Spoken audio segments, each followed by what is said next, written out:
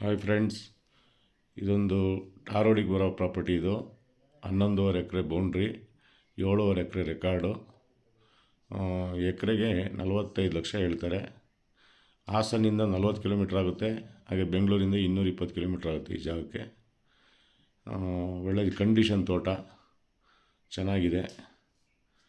ಹಾಗೆ video like ಮಾಡಿ, ಹಾಗೆ ಶೇರ್ ಮಾಡಿ, ಸಬ್ಸ್ಕ್ರೈಬ್ ಮಾಡಿ ಸ್ನೇಹಿತರೆ. ಥ್ಯಾಂಕ್ಸ್.